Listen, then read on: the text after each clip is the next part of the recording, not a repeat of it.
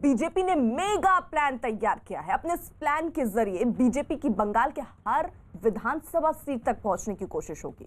BJP ने बंगाल के हर विधानसभा क्षेत्र में परिवर्तन रथ यात्रा निकालने का ऐलान किया और ये परिवर्तन रथ यात्रा 5 फरवरी से शुरू होगी, जो सभी 294 विधानसभा क्षेत्रों में जाएगी। बीजेपी ने इस रथ यात्रा को सफल बनाने के लिए बंगाल को 5 जोन में बांटा है, जहां पर ये रथ यात्राएं निकाली जाएंगी। इसके लिए पार्टी ने केंद्रीय नेताओं को प्रभारी भी नियुक्त किया। 5 फरवरी को इस रथ यात्रा का शुभारंभ करेंगे, जबकि गृह मंत्री अमित शाह 10 और 11 फरवरी को बंगाल का दौरा करेंगे।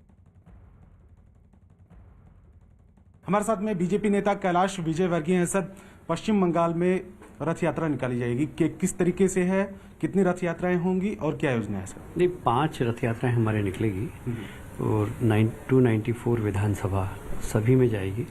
हमारे स्थानीय लीडर्स भी उसमें साथ में रहेंगे। और हमने आग्रह किया केंद्र से भी नेता कुछ आए और राज्य सरकार की विफलताओं के बारे में, अराजकता, हिंसा की राजनीति, सिंडिकेट राज, इसके खिलाफ जनता को जागरूक करेंगे और ये विश्वास दिलाएंगे कि भारतीय जनता पार्टी की सरकार आएगी तो अराजकता समाप्त होगी, प्रजातंत्र की स्थापना होगी वहाँ पर, और ये सिंडिकेट राज को हम समाप्त करेंगे।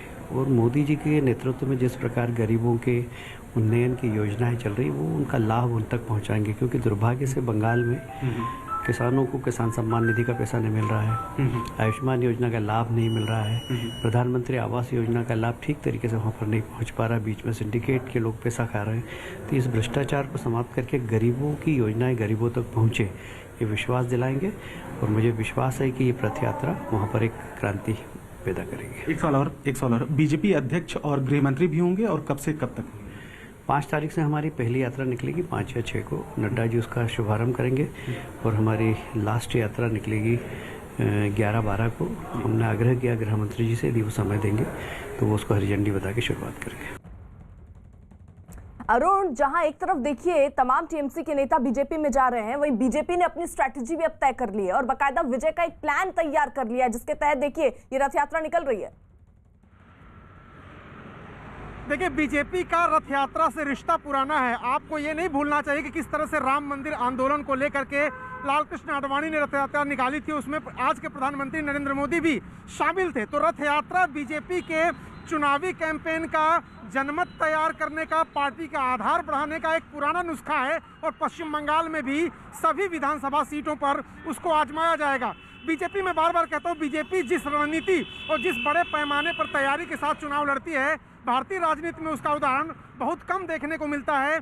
आप देखिए कि जेपी नड्डा जो बीजेपी के अध्यक्ष हैं, आज लखनऊ पहुंच रहे हैं। लखनऊ में जाकर के वो पंचायत चुनाव और 2022 में जो चुनाव होना है वहां पर योगी आदित्यनाथ इस समय मुख्यमंत्री हैं, उसकी तैयारी की समीक्षा बैठक करेंगे, विधायकों से मिलेंगे, सांसदों से मिलेंगे, पार्टी कार्यकर्ताओं से मिलेंगे। तो बीजेपी ने पश्चिम बंगाल के लिए ही ऐसी रणनीति बनाई है। आप देखिए कि वहाँ हर महीने केंद्रीय नेतृत्व, चाहे वो प्रधानमंत्री नरेंद्र मोदी अब जाने वाले हों या अमित शाह लगातार जाते रहे हों, जेपी नड्डा जाते रहे हों, कैलाश विजयवर्गीय वहाँ जा रहे हैं, तमाम केंद्रीय नेता, केंद्रीय मंत्री जाते हैं वहाँ। तो बीजेपी ने पश्चिम बंगाल के चुनाव को एक बहुत ही मैं कहूँगा कि बड़े पैमाने पर लड़ने का फैसला किया और उसकी रणनीति जो है ममता बनर्जी के लिए मुश्किल का सबब हो रही है। और उनके साथ जितने भी संपर्क में टीएमसी के नेता हैं, वो सर्जिकल स्ट्राइक जो पॉलिटिकली की थी अमित शाह ने, वहां जा करके मेदिनीपुर में एक साथ मंच पर आधा दर्जन के आसपास विधायक उन्होंने शामिल कराए थे, सांसद शामिल कराए थे। अब हर महीने या हर 15 दिन पर एक टीएमसी के नेता को लाते हैं, ताकि लोगों को ऐसा लगे कि टीएमसी का किला ढह रहा है। ठीक है, आप रहिए जरा सा। देखिए, पश्चिम बंगाल विधानसभा चुनाव की तैयारियां जो हैं तेज हो गई हैं। चुनाव आयोग की टीम 2 दिन के दौरे पर कोलकाता पहुंच गई। चुनाव आयोग की ये टीम प्रशासनिक और पुलिस अधिकारियों के साथ बैठक करेगी। केंद्र और राज्य एजेंसियों के अधिकारियों से मिलने से पहले ये टीम राज्य के सभी राजनीतिक दलों के प्रतिनिधियों से अलग अलग मुलाकात करेगी।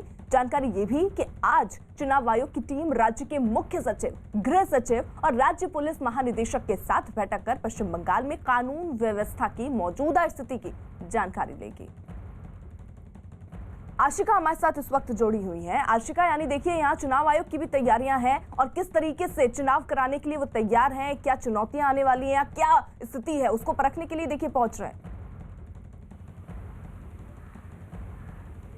बिल्कुल, आपसे थोड़ी ही देर में एडीजी के साथ जो बैठक है वो शुरू होने वाली है और उसके बाद करीब 11 बजे ऑल पार्टी मीट होगी, जहां सभी पार्टी के रिप्रेजेंटेटिव्स पहुंचेंगे और उनसे चर्चा होगी। हालांकि मुझे जो लगता है बीजेपी की तरफ से लंबे समय से ये मांग की जा रही है सुरक्षा को लेकर के, ये उनका सवाल है कि फ्री एंड फेयर पोल्स जो है इस परिस्थिति में बंगाल में नहीं हो सकते हैं, पैरामिलिट्री फोर्सेस की मांग है।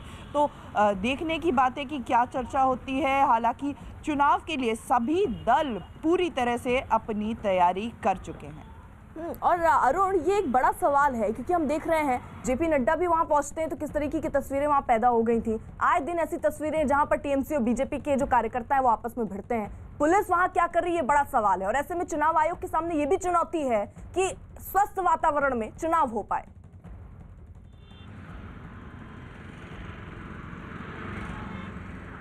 अरुण, देखिए अर्पिता, मैं आपको बताऊं कि पिछली बार भी जब चुनाव आयोग की टीम गई थी तो बीजेपी की दो मुख्य मांगे थी। पहली तो यह थी कि पैरामिलिट्री फोर्स के हवाले कर दिया जाए पूरा पश्चिम बंगाल, ताकि जो लोकल पुलिस है उसकी बहुत ज़्यादा न चले और फ्री एंड फेयर इलेक्शन हो। दूसरा कि मॉडल कोड ऑफ कंडक्ट 6 महीने पहले लागू कर दिया जाए।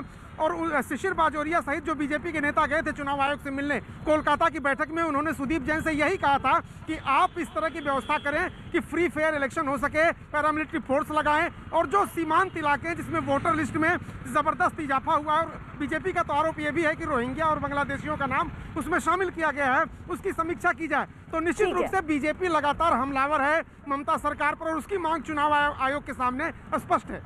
ठीक है, आप रहिए जरा सा। देखिए, बंगाल के हुगली जिले में मुसलमानों का मुख्य आस्था का केंद्र फुरफुरा शरीफ के पीरजादा अब्बास सिद्दीकी ने राज्य में विधानसभा चुनाव से पहले नई पार्टी बनाने की घोषणा की। अब्बास सिद्दीकी आज शाम 4 बजे कोलकाता में रैली करेंगे, पार्टी के ऐलान करेंगे। मुसलमानों, दलितों और आदिवासियों को मिलाकर बन रहे इस संगठन से बंगाल की राजनीति में बड़ा बदलाव देखने को मिल सकता है।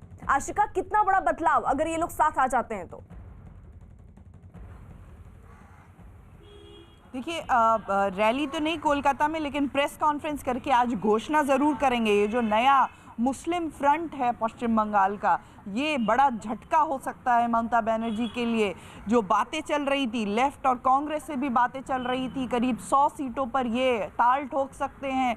और सबसे बड़ी बात, ओवैसी जो कि जिनके पश्चिम बंगाल में आने की सुगबुगाहट से खलबली कह सकते हैं कि तृणमूल कांग्रेस में मच गई थी, उनके साथ आज ये साफ हो जाएगा कि अब्बास सिद्दीकी साथ में चुनाव लड़ रहे हैं या अलग चुनाव लड़ रहे हैं। और अब्बास के साथ जो ओवैसी की मुलाकात हुई थी, चुपके चुपके ओवैसी यहाँ पर आए थे, सीधे उनसे जाकर के मुलाकात की थी।